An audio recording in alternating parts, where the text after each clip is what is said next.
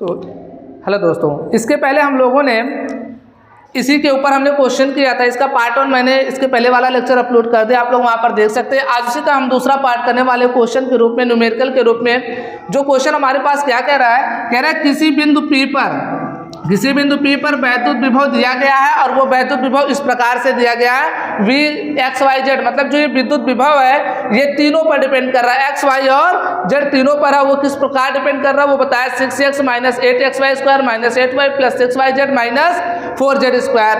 तो इस तरीके से आपका विभव दिया तो पूछा क्या, मूल बिंदु पर वैद्युत क्षेत्र की तीव्रता ज्ञात कीजिए। मूल बिंदु पर अगर हम बात करें, बेटा सॉल्यूशन ध्यान से सुनिएगा, कहाँ पे वैद्युत विभव पूछा है, मूल बिंदु पर। मूल बिंदु होता है क्या बेटा, 0, 0, ये तो होता ना मूल बिंदु।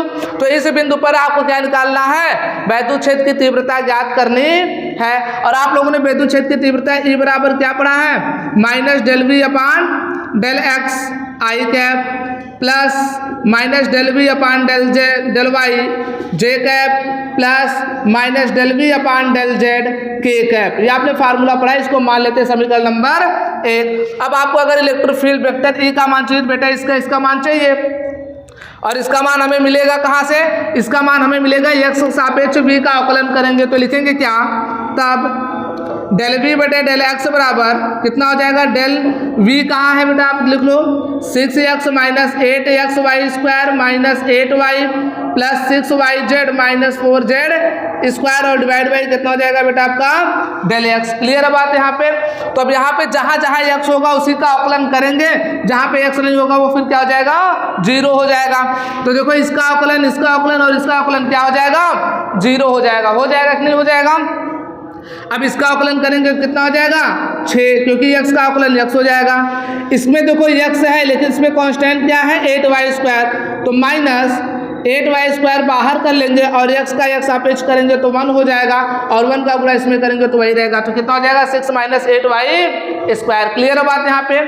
फिर उसके बाद यहाँ से लिखेंगे क्या, del V upon del y बराबर कितना हो जाएगा, डेल वी कितना आपका 6x minus 8x y square minus 8y plus 6yz minus 4z square, और डिवाइड बाई कितना हो जाएगा बेटा यहाँ पे डेल वाई। अब जहाँ जहाँ y होगा उसी का अवकलन करेंगे, बाकी सबका क्या कर देंगे 0। यहाँ कोई है नहीं तो 0 हो जाएगा। यहाँ पे y है लेकिन x भी है तो ये कांस्टेंट हो जाएगा, तो हम माइनस 8x बाहर ले लेंगे। y स्क्वायर का अवकलन करेंगे y के सापेक्ष, तो अभी हमने बताया कितना हो जाएगा 2y हो जाएगा, और फिर ये कितना हो जाएगा माइनस 8 हो जाएगा, और y के सापेक्ष y का करेंगे तो 1 हो जाएगा, तो 8 गुणे 1 करेंगे तो 8 ही रहेगा। क्लियर है बात यहाँ पे। उसके बाद यहाँ देखो y है और यहाँ z भी है, तो 6z को बाहर ले लेंगे और y के सापेक्ष y का करेंगे तो 1 हो जाएगा, गुणा 1 करेंगे तो वही रहेगा। ये बात समझ में आई आपको। और फिर यहाँ पर देखो z क्या है, z में कहीं y नहीं तो क्या हो जाएगा कांस्टेंट, और कांस्टेंट का अवकलन 0। इसको सही करके लिखेंगे तो कितना हो जाएगा 8 दूनी 16 minus 16xy minus 8 plus 6z। Clear बात यहाँ पे। ऐसे बेटा हम निकालेंगे del V upon del z बराबर कितना हो जाएगा, डेल वी की वैल्यू कितनी है 6x minus 8xy square minus 8y plus 6yz minus 4z square, और डिवाइड बाई कर देंगे कितना डेल जेड से। क्लियर है बात यहाँ पे। किसी को कोई दिक्कत हो तो बताए।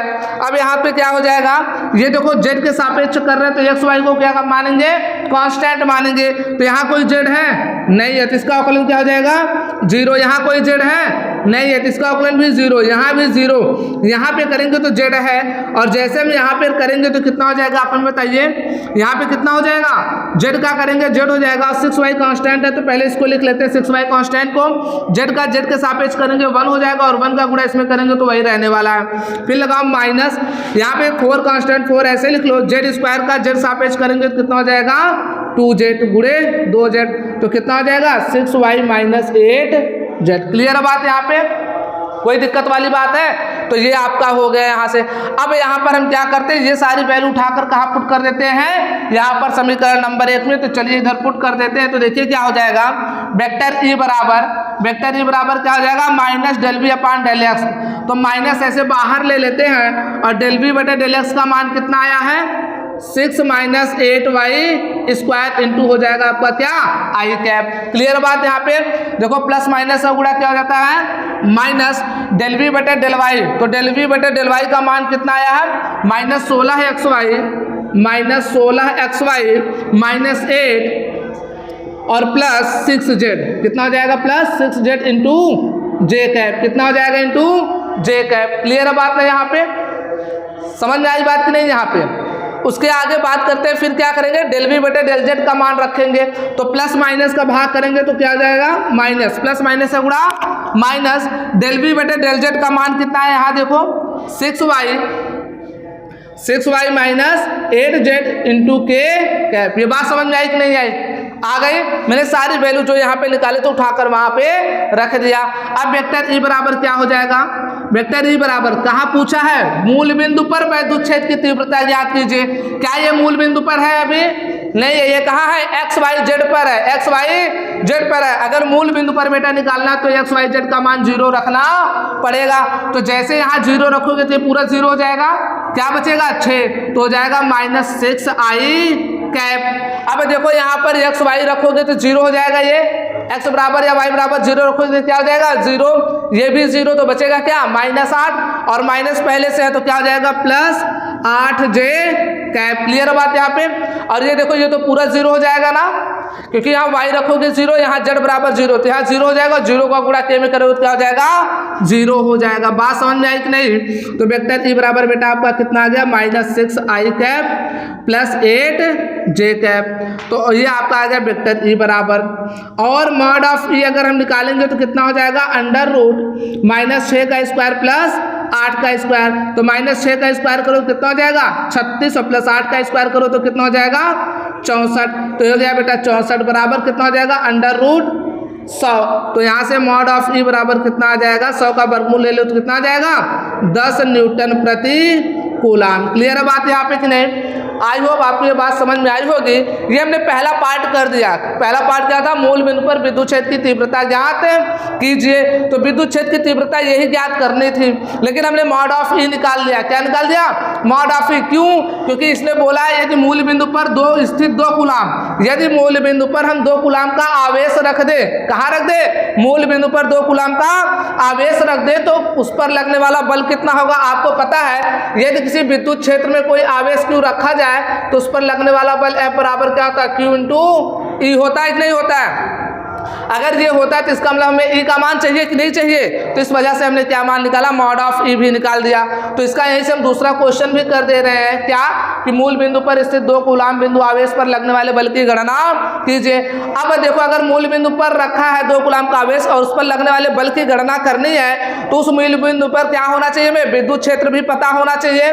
तो मूल बिंदु पर विद्युत क्षेत्र ई बराबर हमने निकाला कितना आया 10 न्यूटन प्रति कूलाम। आवेश क्यू का मान कितना दे रखा है 2 कूलाम। तो यहाँ से बताओ बेटा अगर दूसरे क्वेश्चन को मैं सॉल्व करूँ, यहाँ से देख लो नीचे देख लेते हैं तो कितना आ जाएगा आपका F बराबर कितना हो जाएगा F बराबर हो जाएगा Q इंटू ई। Q का मान 2 है और ई का मान है 10 तो बेटा आ जाएगा कितना 20 न्यूटन का बल। बताओ बात समझ में आई कि नहीं आई। दूसरा भी क्वेश्चन समझ में आया कि नहीं आया। तो मूल बिंदु पर स्थित 2 कूलाम बिंदु आवेश पर लगने वाले बल की गणना कर दिया हमने, वो कितना आ गया आपका 20 न्यूटन। समझ में बात आई।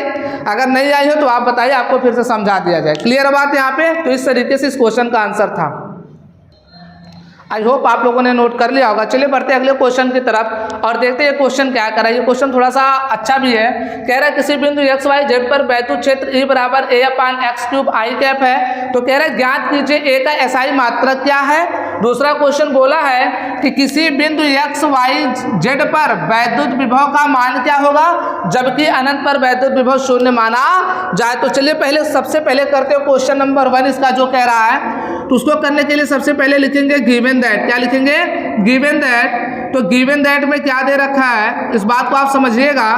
गिवन दैट दे रखा है ई बराबर वेक्टर ई बराबर, यहाँ सॉरी यहाँ पे वेक्टर है, वेक्टर ई बराबर क्या दे रखा है A upon x cube i cap. आप सभी को पता है ये क्या होता है ई का परिमाण होता है और ये क्या बताता है उसका दिशा बताता है। ये क्या ए अपान एक्स क्यूब क्या है ई का परिमाण है और आई क्या दिखा रहा है दिशा। तो अगर मैं आपसे पूछूं यहाँ पे तब अगर मैं आपसे यहाँ से पूछूं ई का परिमाण बराबर क्या हो जाएगा, ई का परिमाण ई बराबर कितना हो जाएगा आपका a अपान एक्स क्यूब हो जाएगा कि नहीं हो जाएगा। तो यहाँ से क्वेश्चन नंबर पहला हम सॉल्व करने जा रहे हैं। बेटा जो पहला पूछा है a का एसआई मात्रक क्या है, तो यहाँ से a बराबर क्या लिखोगे e इंटू एक्स क्यूब, और e बराबर क्या होता है आप सभी को पता है न्यूटन प्रति कूलाम, ये तो होता है ना न्यूटन प्रति कूलाम। e का मात्रक क्या होता है, न्यूटन प्रति कूलाम होता है ना। तो यहाँ से आप लिख सकते हो, देखो यहाँ से क्या हो जाएगा न्यूटन प्रति कूलाम, और x क्या है, x क्या है आपका, x क्या है यहाँ पे दे रखा है, x मैं बता देता हूँ, जहाँ पर x क्या है आपका एक डिस्टेंस है, x क्या है डिस्टेंस है, तो इसका मात्रक क्या हो जाएगा दूरी है, x क्या है दूरी है, दूरी का मात्रक मीटर होता है, तो यहाँ क्या हो जाएगा मीटर क्यूब, तो क्या हो जाएगा न्यूटन मीटर क्यूब प्रति कूलाम। क्लियर बात यहाँ पे। और दूसरा मात्रक भी आपको मैं बता देता हूँ, क्योंकि ई का एक और मात्रक क्या था वोल्ट प्रति मीटर, वोल्ट प्रति मीटर, और इसका क्या हो जाएगा मीटर क्यूब, एक मीटर से कैंसिल हो जाएगा, तो जाएगा वोल्ट मीटर स्क्वायर। क्लियर बात यहाँ पे। तो इस पहले क्वेश्चन को हमने आपको सॉल्व करके दिखा दिया।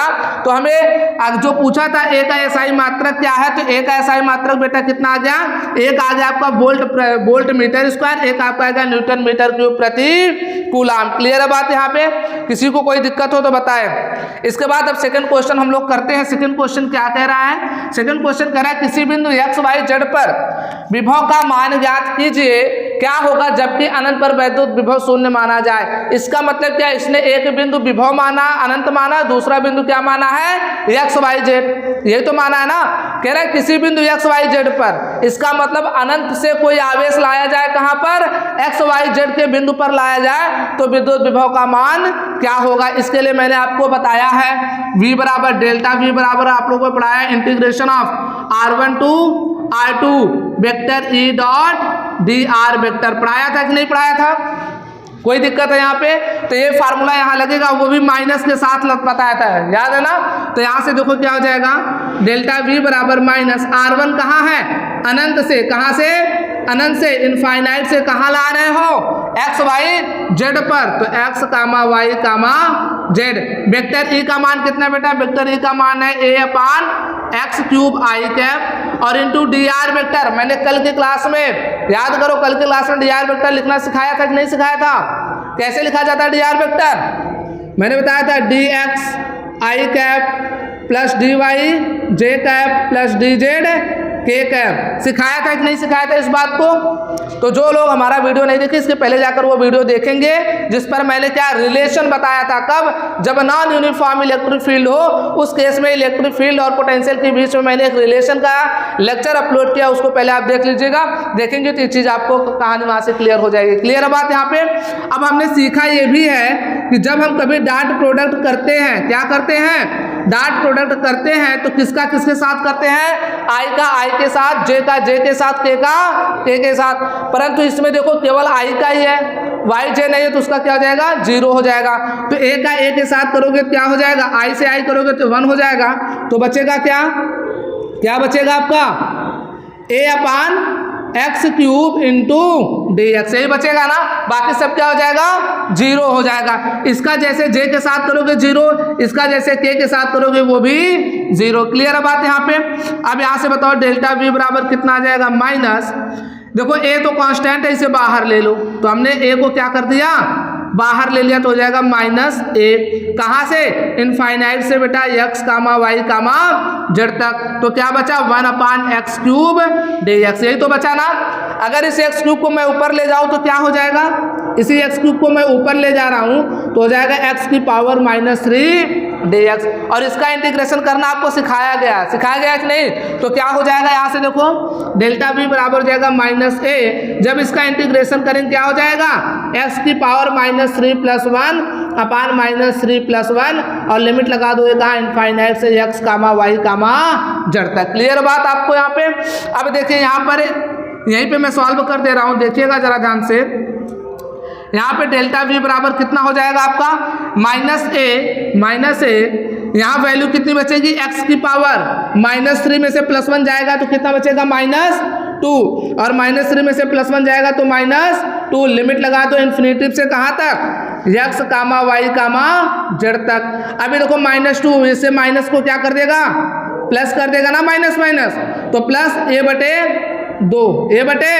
2 और x की घात जो -2 उसे नीचे ला तो कितना हो जाएगा x की पावर 2। इन लिमिट लगा दो कहाँ, इनफाइनाइट से x कामा y कामा जेड तक। क्लियर बात यहाँ पे। अब हम जब लिमिट रखते हैं तो कैसे लगते हैं, upper limit minus lower limit. तो अपर लिमिट क्या है x y z और लोअर लिमिट क्या है इनफाइनाइट। अब देखिए जब यहाँ लिमिट रखेंगे तो x की जगह x रखेंगे, y की जगह y रखेंगे, z की जगह z, लेकिन यहाँ पे y z तो है ही नहीं, तो हम क्या रख देंगे, केवल x रख देंगे। तो यहाँ से देखिए डेल्टा v बराबर कितना हो जाएगा, a बटे 2 इंटू 1/x, यहाँ x रखो तो क्या हो जाएगा, x स्क्वायर हो जाएगा कि नहीं हो जाएगा, और माइनस 1/x जगह इनफाइनाइट रखोगे तो कितना हो जाएगा इनफाइनाइट, और 1/इनफाइनाइट की वैल्यू क्या होती है 0। तो बेटा यहाँ से आपका आ जाएगा डेल्टा v बराबर a/2 इंटू 1/x स्क्वायर, तो बराबर हो जाएगा a/2x स्क्वायर। ये आपका क्या हो गया, उस बिंदु पर वैद्युत विभव। क्लियर बात यहाँ पे। तो आई होप आपके बात समझ में आई है। इस तरीके से यहाँ पर हम लेक्चर को समाप्त करते हैं। अगले लेक्चर में हम लोग क्वेश्चन नहीं बल्कि इसके आगे का टॉपिक डिस्कस करेंगे, जो भी इसके आगे का टॉपिक होगा। क्लियर बात यहाँ पे। तो आप इसे नोट करिए और अच्छे से पढ़िए।